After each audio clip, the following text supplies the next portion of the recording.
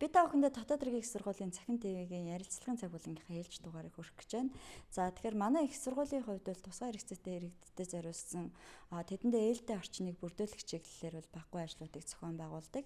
За манай их сургууль дээр манай сонсох суралцагчдын эцэг эхчүүд за мөн одоо янз бүрийн ажлаар за мөн хууль эрх зүйн зөвлөгөө авахаар болон зочилж манай тусгай иргэдэд иргэд маань бас байнга ирдэг. За энэ удаагийн дугаартаа бид тэмүүлэл төрийн бус байгууллагын тэргүүн мөрөн дэлгэр ахыг урьж нэвтрүүлэгтээ оролцуулж байна.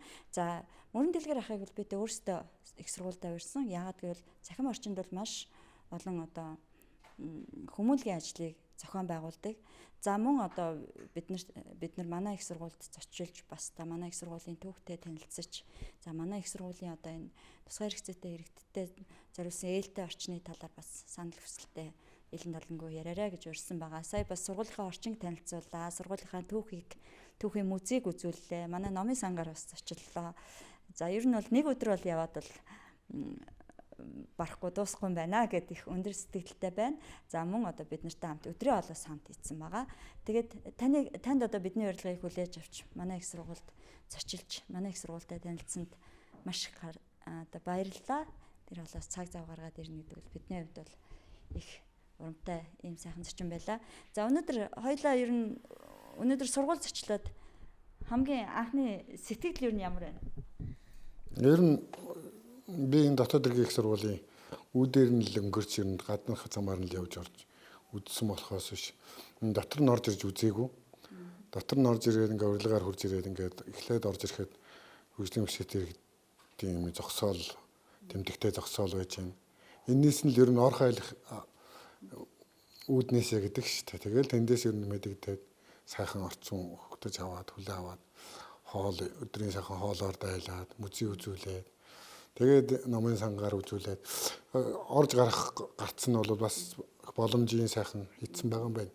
Ер нь бол ийм том сургууль гэж би өөрөө дотроо төсөөлж байгаагүй. Их сайхан том сургууль байна. Ер нь цэлгэр тийм хүний хүнлэг орчин бүрдсэн газар байна гэдгийг сая өөр өнөдөр хараад их бахархалтай байж байна. Бидэрт бас тавч зөвлөгөө өгсөн те.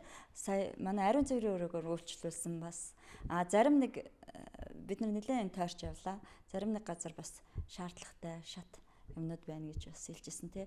Ер нь бас манай дотоод иргэний сургуулийн цахим ТV маань иргэд маань маш их үздэг. Тэгэхээр танд ер нь бас шаардлагатай зүйлийн талаар хэл та ямар саналтай байгаа?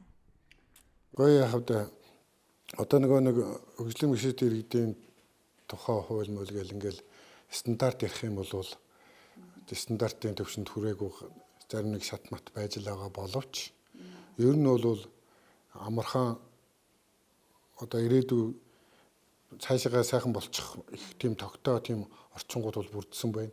Нойлын асуудал дээр бол би сая хэлсэн тийм хаалгын нөгөө талд нь гаргацуул болох юм байна. Илүү тохиромжтой байна гэж. Тэгээд манай сонсогчид багш нар бас их гоё хүлээж авсан тийм алхам тутам туслаад. Тэглээ харин ер нь бол ингээд хөгжлийн бэрхшээлтэй гэдэг талаасаа ч гэсэн тусгай хэрэгцээтэй гэдэг талаас нь ч гэсэн одоо энэ хүмүүс маань хэргүй сайхан хүлээж аваад тусал дэмждэг болцсон. Энэ бүгдийг бас энэ сургууль дотор орж ирээд ингээд мэдрэх бас сайхан байлаа. Дотоод иргэний сургуулийн цахим ТV-ийнхаа ярилцлагын цаг болонд яагаад одоо мөрөн дэлгэр ахыгаа онцолж урьсан бэ гэхээр сүүлийн үед бас цахим орчинд та 21 аймагт очиж за энэ тэрэгцэрийг сурталчлах ийм ажлуудыг бас зохион байгуулсан байлаа. Энэ ажлын талаар бас товч мэдээлэл өргөл. Юу юм байгаа маа? Би энэ эрүүл сар бол хөдөлмөрлж яваад 7 жилийн өмнө нугасны тасрал гэдгээр сугнаасаа доош мдэггүй болоод хөдөлмөрийн чадвараа 100% алдaltaй. Асаргаанд байх заалтай, хэвтрийн заалтай юм баггүй. Тэгэхдээ би хөдөлмөрлж хүн хийж болдог, хүн хийж бүтээснээ олонд тус дэм болж хүргэж чаддаг гэдгийг өөрийн биеэр үзүүлэх гэсний үүдэн дээрээс хөгжлийн бэрхшээлтэй иргэдтэй хандаж 21 аймагт лугаад нэг тэрэгцэр явуулаад өөрөө хойноос нь очиод хөгжлийн бэрхшээлтэй иргэдтэй уулзаад би өөрөө ингэж ийм даван туулаад өөрийнхөө зөх хэмжээний тавш намтрыг яриад улсуудаа тэрэгцэрээ өгөхөд улсууд их сэтгэл сайхан хүлээж явсан. Тэгээд олон байгууллагууд хамтран ажиллаач гэж хүсэлт явуулахад нэг хуваараа дангаараа би явсан байхгүй. Тэгсэн чинь хуваараа хувь хүнтэй хамтарч ажиллахад бас тийм боломж олцоо тааруу байдаг. төрийн нөгөө төрийн ямар нэгэн байгууллагт хамтран ажиллахад бас дутагдaltaй байсан л да. Тэгээд ингээд 21 аймгаараа хүмүүнлэгийн ажил хийгээд хувьяасаа хүмүүнлэгийн ажил хийгээд явж явах явцдаа хүмүүнлэгийн болон хөгжлийн бишэд иргэдэд хандсан төрийн бус байгуулах нь зөв юм бэ гэд дэмүүлэл гээл төрийн бус байгуулаад сайхан байгуулаад энэ төрийн бус байгууллага маань хөгжлийн бишэд иргэдэд хандсан хүмүүнлэг чиглэлээр ажиллахаар бичиг баримтаа аваад байж байна. Одоогоор ер нь та өдөр тутам ямар ажил эрхэлж байна? Ялангуяа бас тусгай хэрэгцээтэй иргэдтэй гоё уриалсан сэтгэлийн дэм болсон ямар гоё үг хэлэх вэ? Ер нь хөгжлийн бэрхшээлтэй иргэн гэдэг талаасаа хүн болгон хөгжлийн бэрхшээлтэй биш байсан ч бид нар хөгжлийн бэрхшээлтэй гэсэн ч гэсэн Монгол улсын нэгэн адил иргэн амьд явах хэрэгтэй гэдэг шиг бидэнд тэгж хамгийн анхны эрх байдаг шүү дээ. Тэрнтэй адилхан бүх эрхүүдийг эдэлдэг. Бүх эрхүүдээ зөв боловсон зөв одоо нийгэмдээ зөв оролцоотой оролцож тэр эрхээ эдэлж өөрийнхөө үүргээ биелүүлж хөгжлийн бэрхшээлтэй гэхлээр ажил хийхгүй байх ёстой биш. Ажил хөдөлмөрлөөр нийгэмшээд явах юм бол бас боломж болцоо байна шүү гэдгийг би сая өөрийн биеэр олонд ингэж хүргэхийн төлөө ажиллаад ирсэн. Тэгээд зарим нэгэн улсууд нь хүрсэн баг. Тэгээд ер нь хөгжлийн бэрхшээл гэдэг талаас өөрийгөө битээ орхио өөрт чинь бол маш их өөрийгөө дайшлаад ирэх юм чиний дотор маш олон сайхан давуу талууд оршин тогтнол байж байгаа тэрийгээ сэрэл гэж хэлэх байна да. За баярлалаа. Ингээд бид та бүхэндээ манай дотоод иргэний их сургуулиас одоо тусгай хэрэгцээтэй иргэдтэй ээлтэй орчныг бүрдүүлэх одоо маш олон алхмуудыг хийж байгаа. Бас баггүй ажлуудыг зохион байгуулсан.